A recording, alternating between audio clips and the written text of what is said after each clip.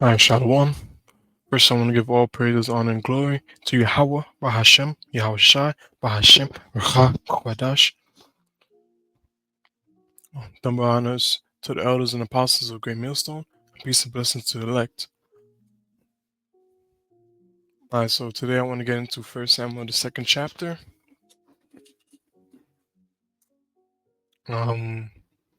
So this book of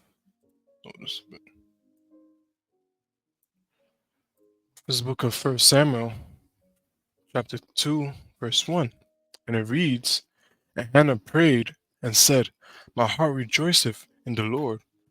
Mine horn is exalted in the Lord. My mouth is enlarged over my enemies, because I rejoice in thy salvation."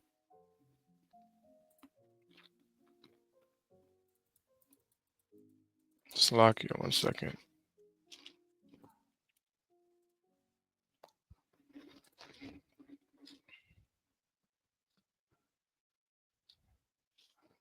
God.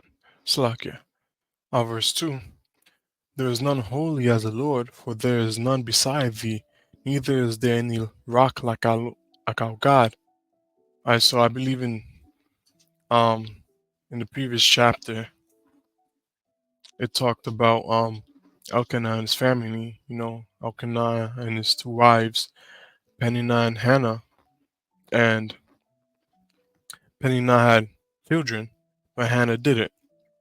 And then Hannah was mad, Peninnah was nagging her 24/7, making fun of her, and then Hannah prayed to the Lord, and the Lord answered her prayer. And she said in a prayer that if the Lord was to give her a son, she would dedicate him back to him. And this is actually what she did. She gave birth to Samuel, and she dedicated him to the Lord. So yeah, Hannah is just praising the Lord right now, thanking the Lord. So verse 3: Talk no more exceedingly proudly, let not arrogancy come out of your mouth. For the Lord is a God of knowledge, and by him actions are weighed. The bows of the mighty men are broken, and they that are stumbled are girded with strength. They that will fall have hired them. They that were full have hired out themselves for bread, and they that were hungry ceased, so that the barren have borne 7, and she that hath many children is waxed feeble.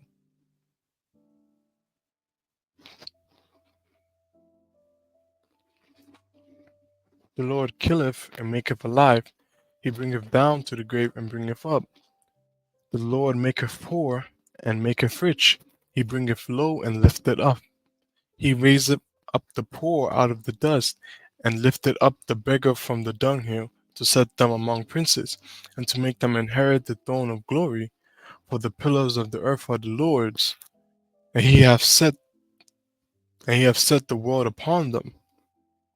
He will keep the feet of his saints, and the wicked shall be silent in darkness. For by strength shall no man prevail. The adversaries of the Lord shall be broken to pieces, out of heaven shall he thunder upon them.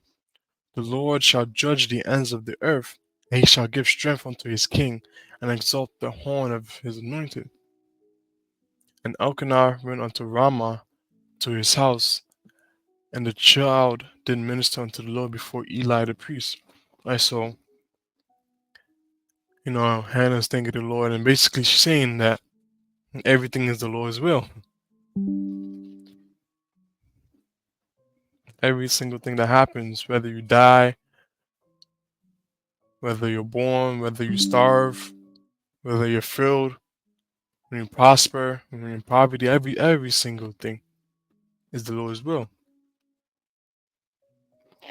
Verse 12. Now the sons of Eli were sons of Belial. They knew not the Lord. Eli is the priest. Now the sons of Eli were sons of Belial. When it says sons of Belial, it means like basically sons of confusion, like they were foolish. They were foolish. They knew not the Lord, and that makes sense because if you don't know the Lord, that's very foolish. Verse 13. And the priest's custom with the people was that when any man offered sacrifice, the priest's servant came while the flesh was in seething, with a flesh hook of 3 teeth in his hand. So, and he struck it into the pan or kettle or cauldron or pot. All that the flesh hook brought up, the priest took for himself. So they did in Shiloh unto all the Israelites that came thither.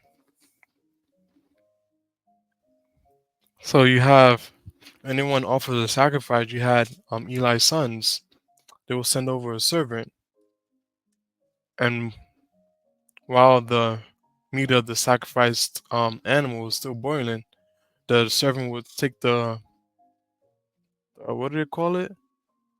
The flesh hook with 3 teeth. It's basically like a fork. They will stick it in the pot, and like whatever was brought up, they they will take it and give it to Eli's sons, and everyone that came into Shiloh, they were they were they were treated like that. Also burned they also before they burnt the fat, the priest servant came and said to the man that sacrificed, give flesh to roast for the priest, for he would not have sodden flesh of thee but raw. And if any man said unto him, let them not fail to burn the fat presently, and then take as much as thy soul desireth, then he would answer him, nay, but thou shalt give it to me now, and if not, I will take it by force. Wherefore the sin of the young man was very great before the Lord, for men abhorred the offering of the Lord.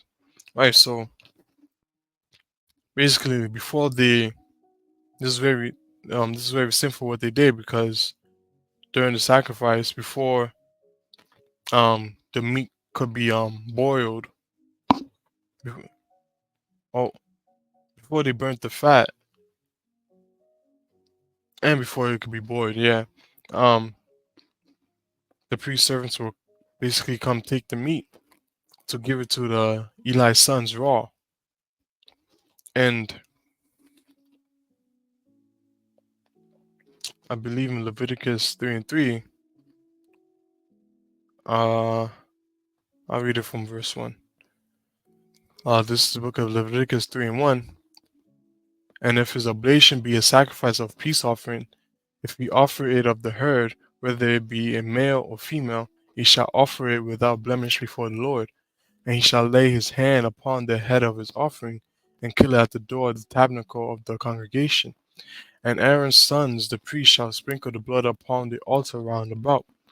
And he shall offer of the sacrifice of the peace offering, and an offering made by fire unto the Lord, the fat that covereth the inwards, and all the fat that is upon the inwards, and the 2 kidneys, and the fat that is on them, which is by the flanks, and the caul above the liver, which with the kidneys is shall he take away. And Aaron's sons shall burn it on the altar upon the burnt sacrifice, which is upon the wood that is on the fire. It is an offering made by fire, a sweet savor unto the Lord.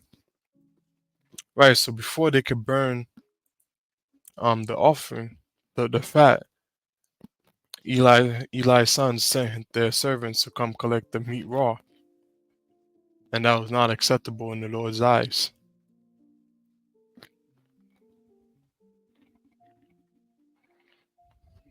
It's funny. Damn, they're very adamant too, because like if the person tried to refuse, then the servant would try to take it by force. God damn. Nah, man. That's very wicked. Nah. Verse 18. But Samuel ministered before the Lord, being a child girded with a linen ephod. Moreover, his mother made him a little coat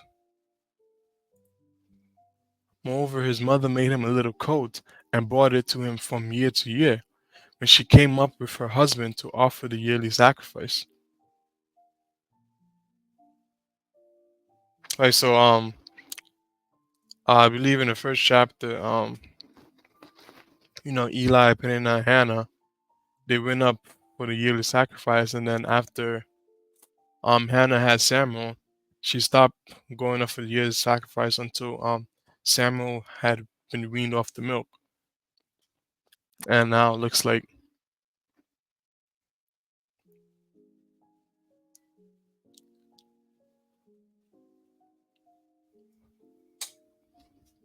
yeah, hold on, over.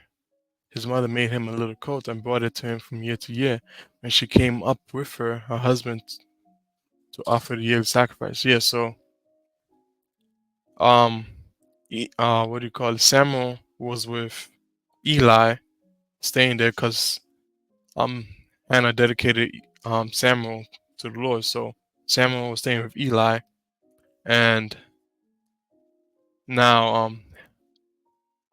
every um every year when Hannah goes up for the yearly sacrifice, she will bring Samuel a little coat. Verse 20, and Eli blessed Elkanah and his wife, and said, the Lord give the seed of this woman for the loan which is lent to the Lord. And when they went unto their own home, and the Lord visited Hannah, so that she conceived and bare 3 sons and 2 daughters, and the child Samuel grew before the Lord. Wow, so the Lord blessed Hannah with even more children. That's your part. That's your part. Um, now Eli,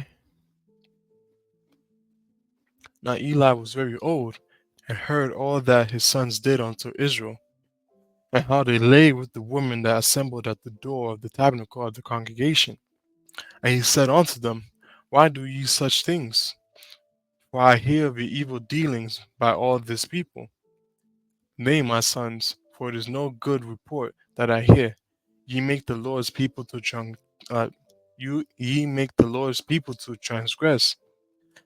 If one man sin against another, the judge shall judge him.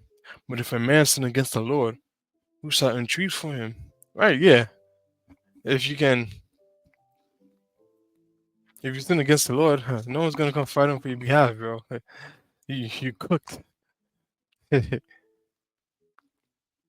Notwithstanding, they hearkened not unto the voice of their father, because the Lord would slay them. They didn't listen to their father.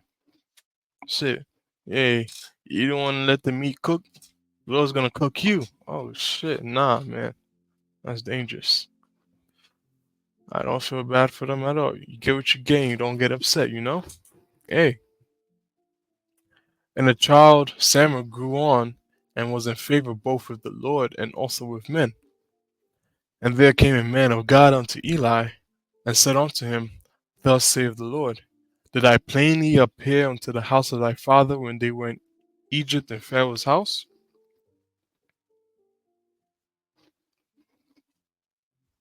And did I choose him out of all the tribes of Israel to be my priest, to offer upon my altar, to burn incense, to wear an ephod before me? And did I give unto the house of thy father all the offerings made by fire of the children of Israel? Right, so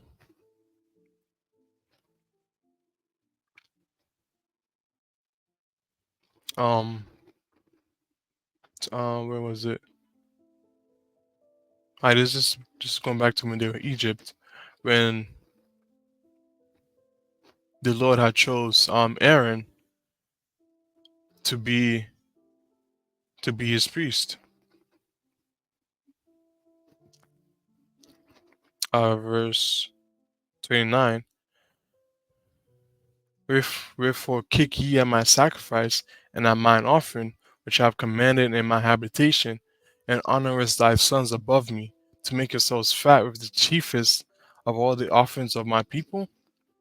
Wherefore the Lord God of Israel saith, I said indeed that thy house, and the house of thy father, shall walk before me forever. But now the Lord saith, be ye far from me, For them that honor me I will honor, and they that despise me shall be lightly esteemed. Damn. Behold, the days come that I will cut off thine arm and the arm of thy father's house, that they shall not be an old man in thine house. Yeah, so the Lord is basically cursing them.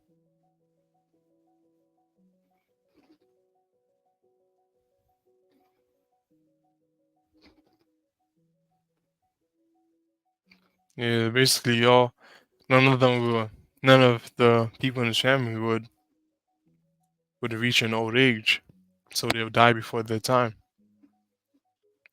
And thou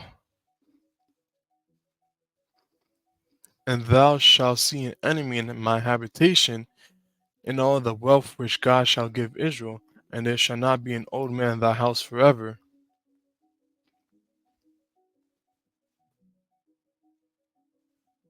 Yeah. And the man of thine, whom I shall not cut off from mine altar, shall be to consume thine eyes, and to grieve thine heart, and all the increase of thine house shall die in the flower of their age.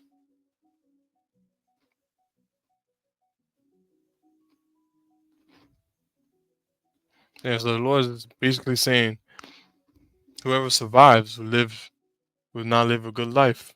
They will live in sadness and grief. Uh, and the increase of thine house shall die in the flower of their age. So basically, their children will die a very violent death. And this shall be a sign unto thee that shall come upon thy sons of Hophni and Phinehas, and one day they shall both die, both of them.